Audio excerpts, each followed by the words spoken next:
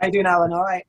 I'm all right, yeah. I'm just staring at Mac's advanced beard. I don't even come close, do I? I mean, Oh, it's coming on. pathetic.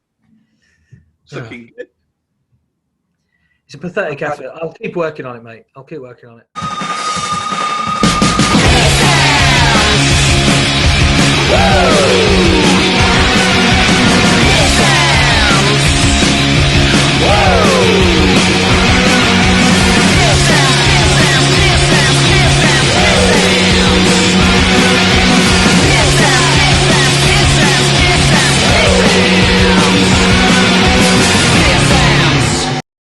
Is to have you here with us today anyway, Alan. I hope you've been navigating COVID throughout the last year and everything, and we've been sort of keeping abreast of what you've been doing on BBC Introducing, which is still running magnificently. I think it's 18 years or something now, which is in line with what we've been doing with Sesh as well. We sort of came up at the same time. Raw talent, of course, through BBC, that then became BBC Introducing. But the first question we've got really today for you is, could you give us some background, Alan, on your journey into becoming a DJ and how Raw Talent actually began and how BBC Introducing became, you know, something out of that? Could you just give us a little bit of background of where you've come from? Okay, yeah. I came from a planet far, far away. Should we start like that? So, yeah, I should never be DJing. It's a complete accident and they got the wrong guy. But I'm a drummer really at heart, like Joe. And but I was as a drummer, I played in a lot of bands around Hull and had relative success with that and made a lot of contacts outside the city because I was one of the few bands at that time who used to get outside the city. And so I was organising festivals and running sort of community educational kind of music events. Like a sort of early music conference in Pro in '97 and, you know, those kind of events. And it came about that the BBC were doing a thing called BBC Music Live, which was a national event with lots of festivals and stages, a bit like Radio 1's Big Weekend. And they asked if they could work with me on Hull's festival that I was doing at the time, which was a 3-day event called Impro, which happened at Hull City Hall. With lots of music. So yeah, they came along, I met them, they met me. I thought they were amazing and I imagine they thought I was the only option. So I suggested lots of other people who'd be much better, lots of front people, singers in bands who'd be a lot better at doing this idea they had of a new music programme. But they were fool enough to go with me.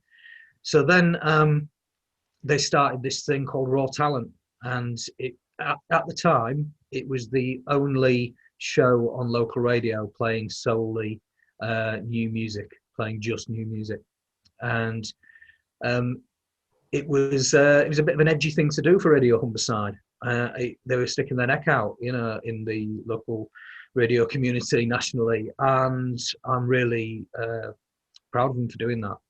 So I went along with it. I really enjoyed it. I knew lots of bands who I like to shout about. I was already introducing bands on the stages at festivals at that time. So it was just an extension of that. Doing what you do, Mac, which is just enjoying shouting about stuff you like and hopefully not annoying too many people in the process. So we started Raw Talent and it grew. And we ended up with Raw Talent for Humberside, but then got Raw Talent Sheffield, Raw Talent York, Raw Talent Leeds. And eventually, it morphed into BBC Introducing, which is now a big network of shows, some of which are on things like Radio 1 and Six Music, and it's just this incredible thing that I never saw coming, that is now an amazing platform that I'm a little bit of to help artists in our area to get on the big stages and get to a big audience. So great to be part of it, especially this time during COVID and lockdowns.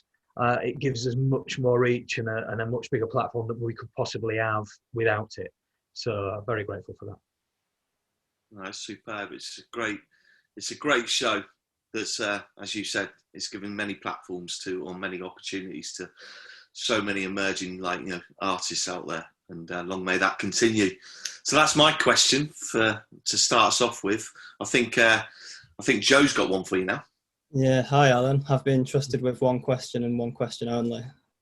Basically, can you just talk us through the basic preparation on the week of and on the recording of like a BBC Introducing show? Right, okay. They're different during lockdowns to how they are when life is normal. Because when life is normal, we have live bands playing every week. And that is a huge part of what we've always done. And I miss it terribly. But so on a normal week, if we weren't locked down, what would happen is we'd be working very hard to see what was going on in the live music scene in our area, as we always are. And there'll be bands who sent their music through the BBC Introducing Uploader who we've probably seen live as well, and we're really impressed with, and we want to give a special platform to. So we would invite them in for live sessions. We work quite a way ahead as well, because obviously we can only get one like full band and one acoustic artist or producer or DJ on each week. So we have to work way ahead, spotting what's coming up and hoping that they can come in for a session when we need them, because of course they've got lives too and got gigs to do.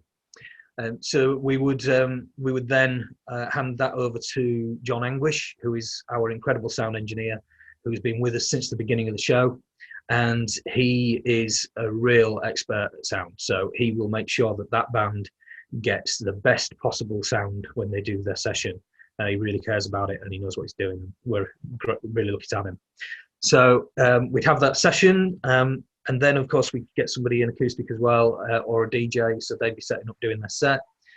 So all of that preparation would be on the day. When it came to the day, that would all start sort of in the late afternoon. People would be arriving, people carrying gear in. And I'm lucky enough to be able to say I've roadied at least for about 20 feet for some great bands, because they bring the gear to the door, and then I have the pride in carrying their drum kits through and passing them on to John. So behind the scenes, going up to that point, there's a lot of work, and that is all led by the best producer that has ever walked the earth in radio, which is Katie Noon. So Katie, who very few people ever get to hear about, is the person really behind everything that's going on. She's the genius, and she has taught me everything I know about radio. And still know so much more about it that I will never understand.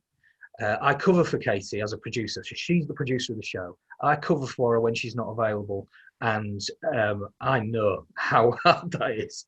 She's such a hard worker and so good at what she does. It takes me twice as long to do everything. So people send their music in. I know we're kind of working backwards here. People send their music in. It goes to the BBC Introducing Uploader. We go on that uploader and we listen to everything that is sent in. There's a real mix in quality in the recordings. There's a real mix in the stage that people are at in their songwriting development. So it's a real mix, and the genres are really mixed as well. So we listen to everything with as objective an ear as we can. Pick our favourites for the week. Katie finalises the list and sets about booking guests as well, and getting them in for interviews.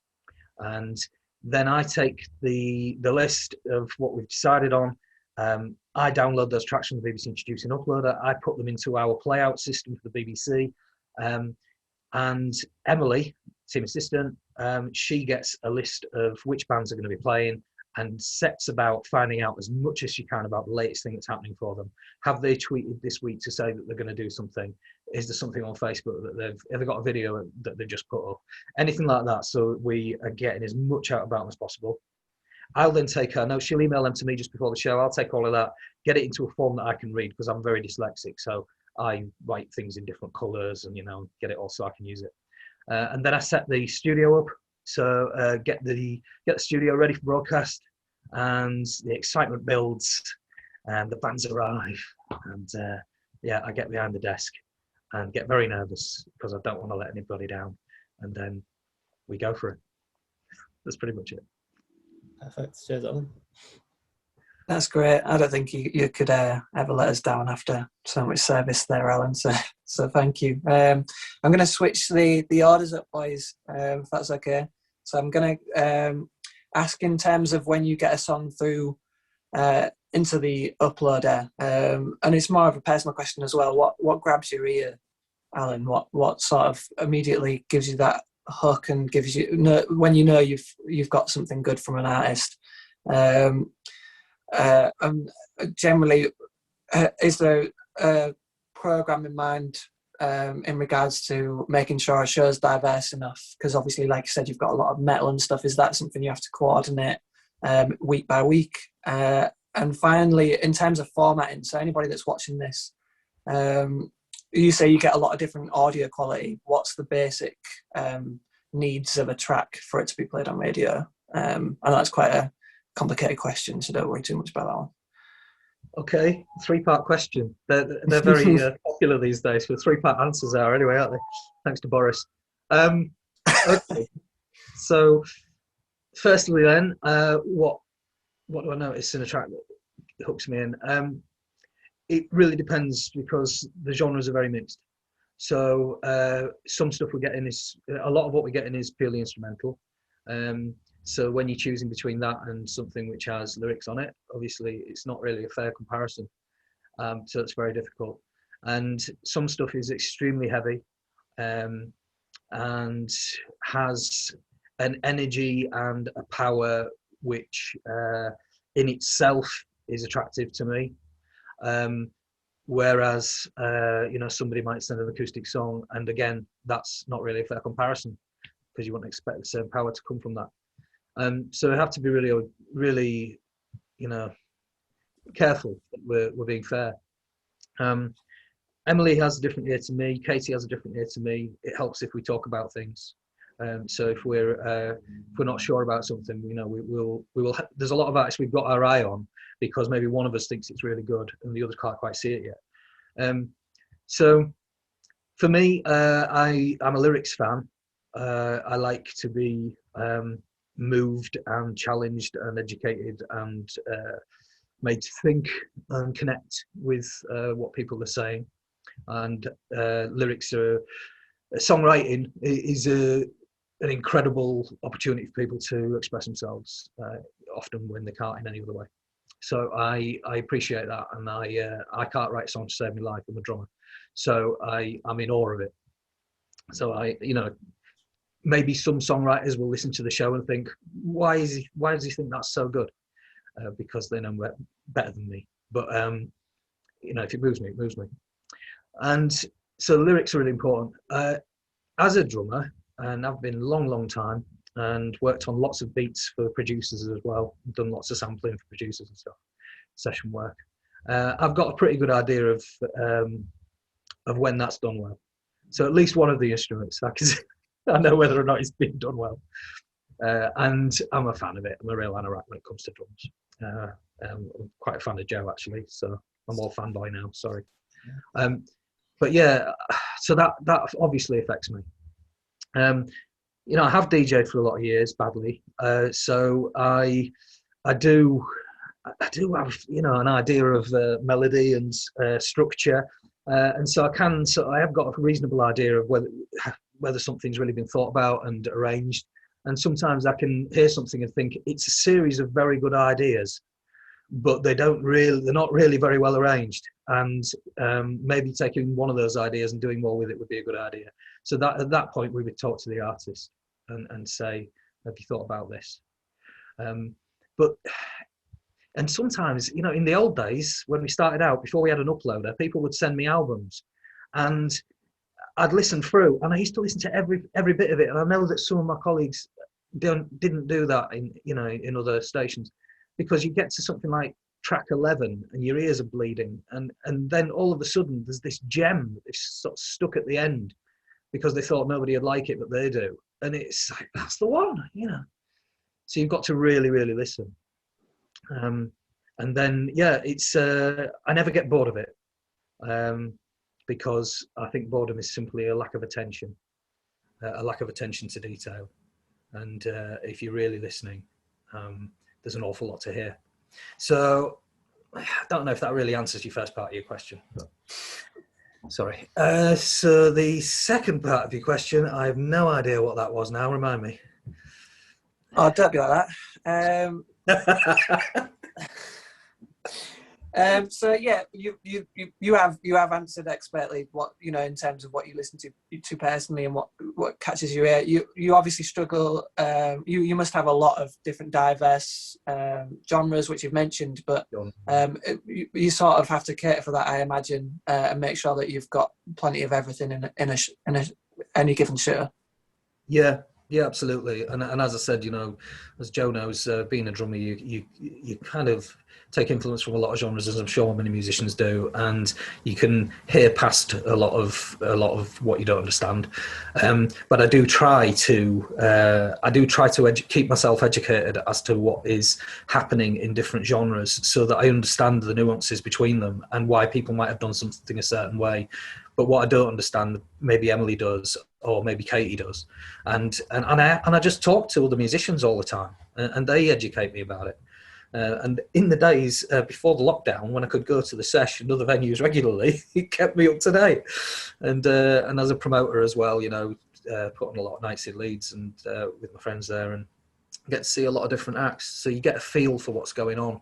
One thing we've been trying to do for the last few weeks in Introducing is play stuff from other Introducing shows. We've done one track 3 weeks ago, 2 tracks last week, I think. So just a couple of stuff that we've picked out, which I think is really good from the other Introducing shows across the country that they're recommending to us. Just because at the moment I'm concerned that musicians are missing out on being able to hear what else is going on when they're touring about, when they're playing lots of different venues, when they're meeting other acts at festivals. A lot of that sharing is being lost, and that worries me. So I'm trying to play a little bit of what we're picking up on our network, keeping the Introducing network as being useful in that way, and playing a bit of that. And just doing that as well sort of keeps me ahead of what's going on. But we do have to be, we cannot cover one genre. We must be open to every creative artistic sound which is coming in from our region. Go on then, final bits. What do you need apart from that? Sorry, there's just that last bit. I don't know if you can explain this, but in terms of, you know, if someone's created something at home, is there a format in particular, or somewhere where they can go and understand how, you know, what format you need through the Introducing uploader? Is that something that's already on the when you upload a track, it'll let you know that stuff, I guess? Yeah. Anybody who's not sure really should go onto the uploader and just get as far in the process as you can, just to learn how it works and see what's on there. You'll find that it's actually easier than people generally expect, and a lot of it is kind of worked out in advance for you because people have used it before and we got feedback. But what happens with that is, no matter what the quality is that we get through, we will listen to it. Now, there has to be a line of what we can play on the radio and what we can't play on the radio. Obviously, we have to go by Ofcom rules when it comes to language and other things which may affect whether or not it was suitable for us to play to the public. But quality-wise, we just have to make a judgment call on it. If we think that it's really not doing the artist justice because they've simply, it sounds like they just haven't had the tools that they needed to do the job, then we'll talk to them and see where they're at in being able to maybe access them and re-record it before we play it. And there has been times in the past when we've been really impressed with an artist, but when they're live and the recordings just haven't been great, and that's because they just haven't been in the right circle of people who could help them with that. So we have actually even got them in for live sessions before, just so they could have a good recording, because we knew they were good. So I know it's really hard for people to record right now. It's really tough for bands right now. It's fine for people who have got good at recording from home, but that is a learning curve, and it suits some people better than others because it's more computer skill than it is music skill. But for big bands to get together, that's not really been possible, which is why we also did like a featured artist recently, sort of bringing that in as well. We had Of Our Lives was featured artist last week, and that was because they are a big band and haven't been able to get together, and I don't want people to forget how good they are. So it doesn't have to be great quality, it just needs to be uploaded, and then we'll go from there. Brilliant, thank you. Mark, have you got a question in regards to Ali? He knows what he's doing. It leads on perfectly from what we've been discussing. The next question we've got on the list here is: Have you noticed throughout lockdown, with regard to submissions, music submissions, have they reduced somewhat in the last 12 months? Have you seen bands and artists sort of fall by the wayside a little bit, or do you think bands have been more active throughout lockdown, like producing, from their bedroom and from studios and that? What's your take on it with BBC Introducing, Alan? Have you seen a reduction in song submissions this year? Yeah, so some people have really struggled and have felt much less creative when in lockdown. And that could be for a whole series of factors, depending on who they're locked down with and where they normally get their inspiration from and what kind of environment that they're living in. So, if they've got like neighbours who they can hear through the walls, it makes it very hard to have a concentrated, quiet space, that they can actually think in. If they can't go out as much, they don't see as much and interact with as many people who've influenced them before. So it's very difficult for some people.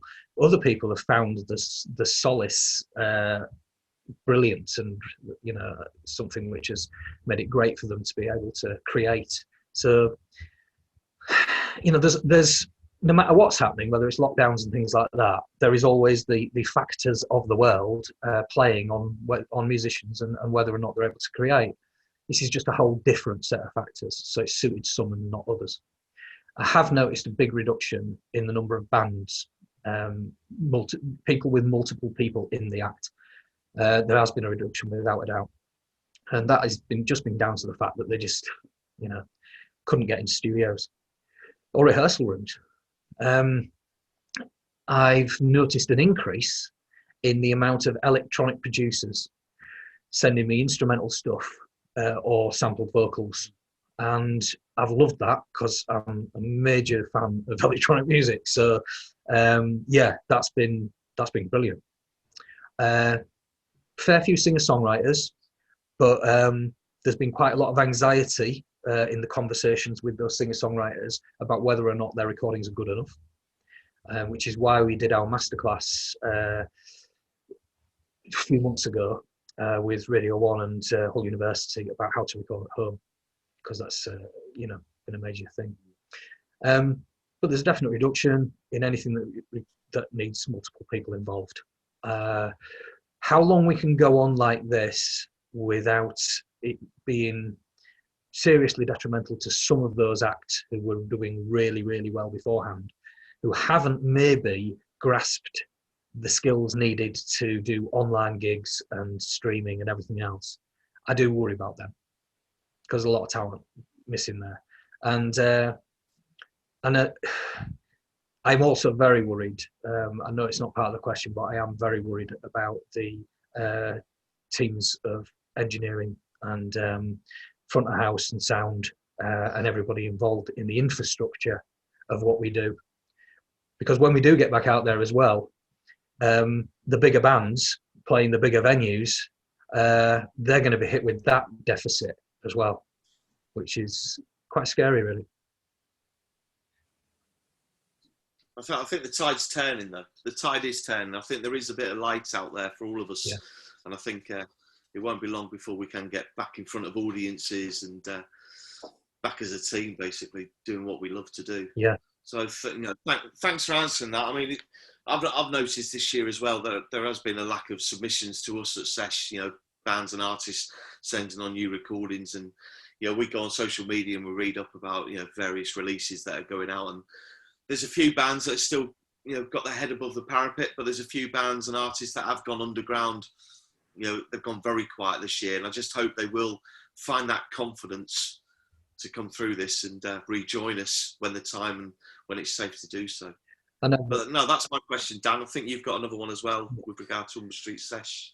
Yeah, so again, it sort of links quite nicely. So obviously we teamed up with the, I'm not sure, maybe you two know better which year, but we teamed up with Introducing for Humber Street Sesh Festival, which, to anyone who doesn't know, is a 32,000 capacity monster. that we put on over 1 or 2 days on Hull's Marina, which caters for original artists.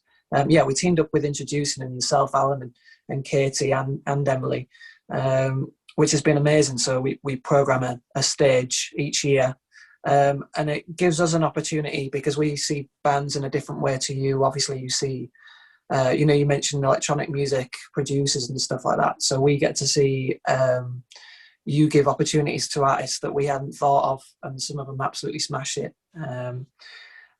So I just want to ask a question in regards to that. What do you and Katie consider to be a good festival stage lineup for Introducing? How do you go about it before you give us your lineup for us to have a look at? And also, have you got any highlights? If you want to go down memory lane, do you have any highlights from that stage? Yeah, okay. I'm going to give you one memory lane highlight first, and then I'll answer the other bit, and then see which others come up. Cheda Waraka jumping off the BBC Introducing Humberside Stage mid-set into a massive crowd, and just because he's so much taller than everybody else, right? Just seeing him like head and shoulders above everybody else with this huge crowd of people all sort of around him. It was a magical moment. It was one of those rock star images of that I will never forget, of seeing him just moving through the sea of people and everybody just mobbing him really with adoration, and him absolutely deserving it and performing like an absolute legend, which now years later he really is. But that stuck out, and it always will, as being, I don't know, I've said to Mac before that supporting artists sometimes is a bit like supporting your favourite team. I mean, I'm a Hull City supporter, and, you know, I cheer a lot, and it's the same for artists. You just see, when you see them win, I mean, it gives you this welling up inside of just like, you know, it's amazing, really. Okay, enough of that. So putting a lineup together, we want it to be diverse, so we look at all the artists that we've got available. We look at who we've had in session before first, because we've already shortlisted them to a point where we wanted to have them live, feature them live. We know they can play because it's a stage performing to an audience, and we want them to everybody to smash it. So we want ones that can play live. So we look at the session bands first. They'll obviously look at ones as well who we've planned to get in session, but we haven't managed to get them yet. And then we think, okay, so we want to make sure that everybody gets an opportunity here. We want to cover our region, because we are a big region, and we want to introduce acts who are, say, from Grimsby to an audience in Hull. That's a good thing to do. We also think about introducing as a whole as well, as I mentioned earlier, and think, is there an act from another introducing show who the whole audience should get to know, and who we would like them to see as well, that there is a great scene in the Sesh. There's a great scene in Hull. So we think about that. We know that at the start of the stage, when it starts off earlier in the day, there is opportunity there for maybe an acoustic artist to be listened to by an audience who are just getting started in the festival day and are maybe having their lunch and it's sat out, you know, eating something, you know, watching. And there's more of a listening crowd. So the real lyricists who maybe just acoustic, get them on first at that time. We try and go for a kind of sundown act as well.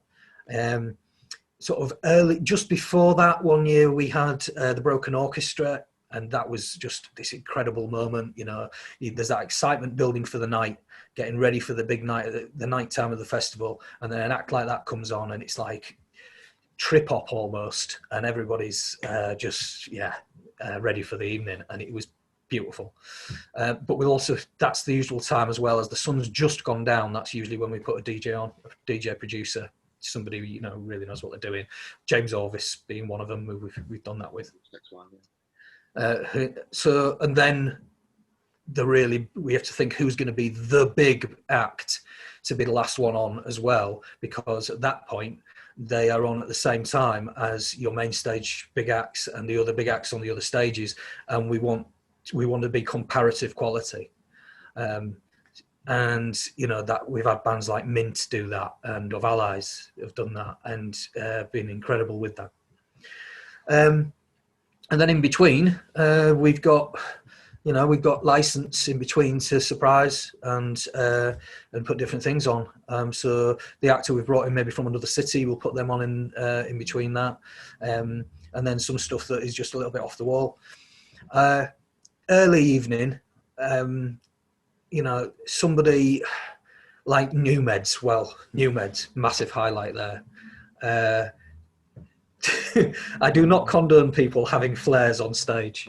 I mean, not flares like, you know, Young Jack. I mean, flares like holding them in your hand with light coming out. Yeah, but having said that, diving off the front of the stage, you know, flares going off, just the power of New Meds was, I mean, those who had hair got it blown back. It was amazing. What a band. Huge moment for me seeing that happening. And then getting them on afterwards to talk about it as well, and the excitement and the energy and how much they'd enjoyed it was brilliant for the interview. But yeah, that kind of act we can put on sort of any time in the day, really. Any time, that'll work. Does that answer it? Yeah, that was really good. Yeah, really I was going to say you've expertly programmed festivals for many years. Like, it's not just Humber Street Sesh.